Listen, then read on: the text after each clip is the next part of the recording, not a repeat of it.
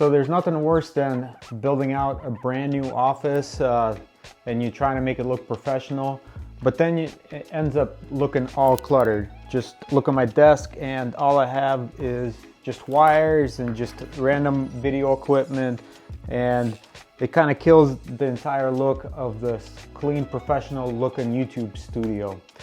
So I found a perfect solution. So let's just head into the garage and I'll show you what I did and what's going to come inside this office. That's going to clean up all this up, and it will be a one charging solution for all this camera equipment and for all these batteries. So that way it's all in one spot and it all gets charged all in one spot and it all looks professional and clean. If you've been following me for a while, you saw I've been working on my new YouTube studio / office. So I needed a perfect solution for all the storage, for all the electronics and stuff that I have, and I couldn't find anything that would work for the office. So my buddy Derek, the other half of To The Core Media, got one of these last year, but it was an all white.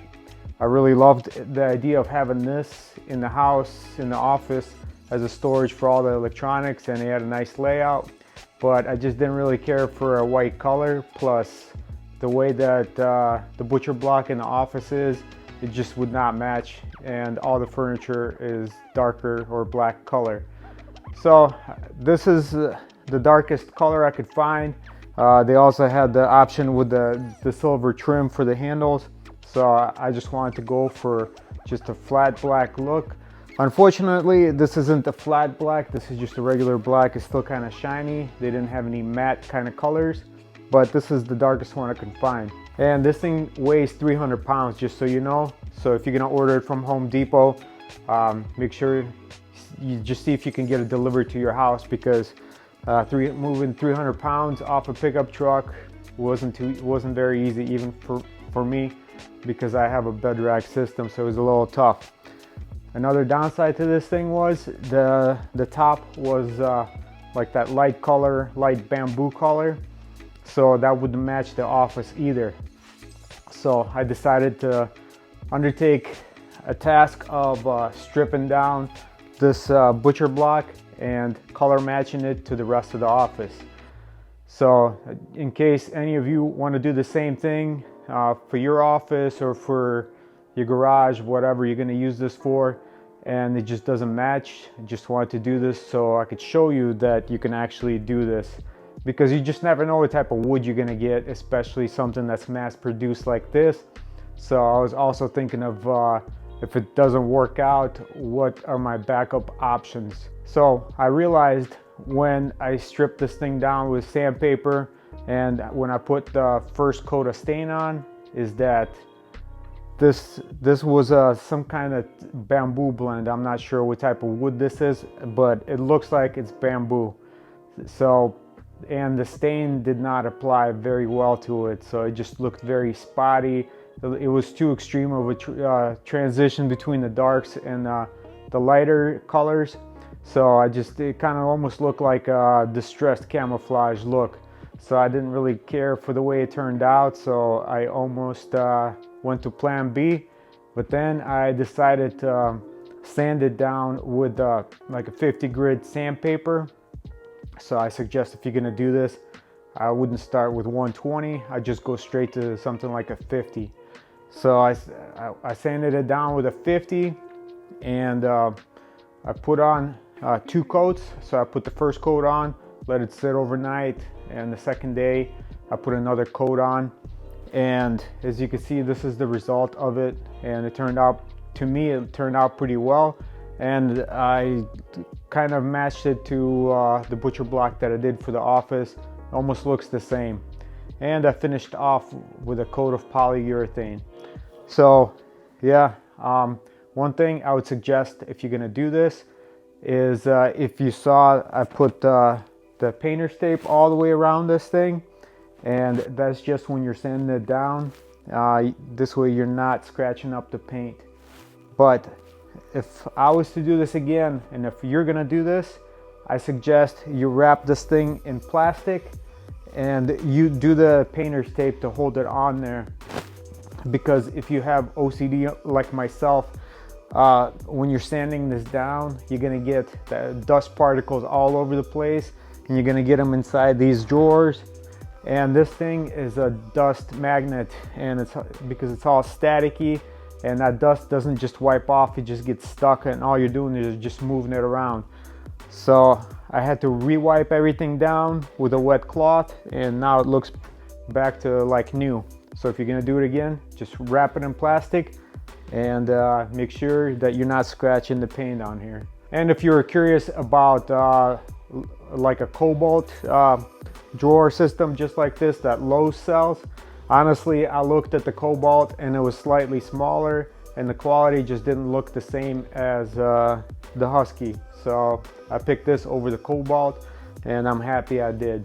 All right, so now we're back inside the office, and you can see the finished result from my ultimate electronics storage solution. So I ended up going back to Home Depot and just walked around and ended up finding this this metal panel here. So it's a pegboard panel, and it's 16 inches by 16 inches, and I measured it out and it fit perfect on the side. So what I did is there were existing 4 holes here.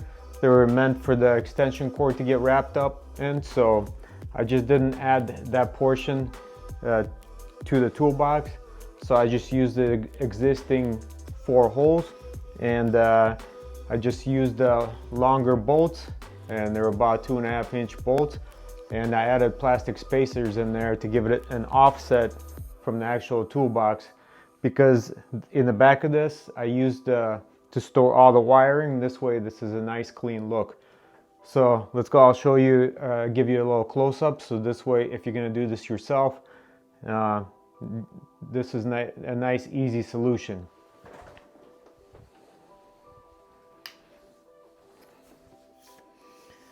So as you can see, I also purchased 2 metal baskets. They're also in the same section at Home Depot, and I was debating for a while if I needed them or not, but as you can see, they worked out perfect.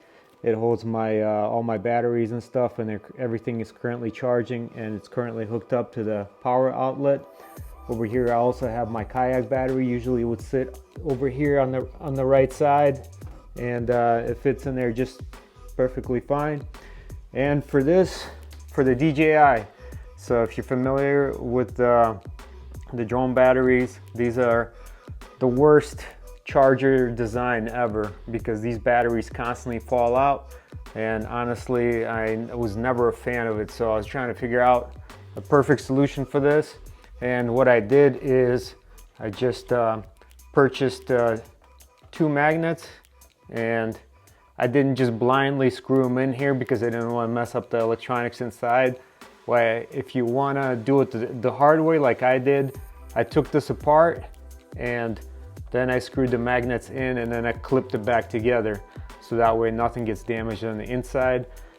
And because I wanted this to be portable, because if I'm going somewhere out of town and I need my charger with me, this way I just unplug it and the whole thing comes out. And to show you how it looks like in between here, as here, give you some more light.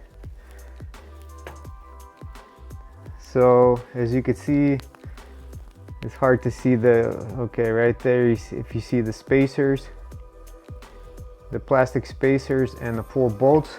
But I also added bolts right here to leave.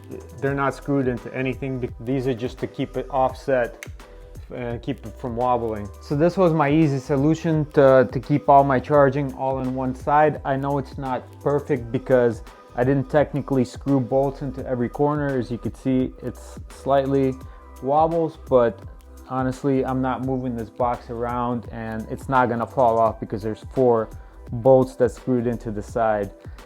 And before I started the project, I actually pulled the drawers out to see if I can actually drill some holes in the toolbox, and then that way I could just secure it right into the toolbox, into the corners there.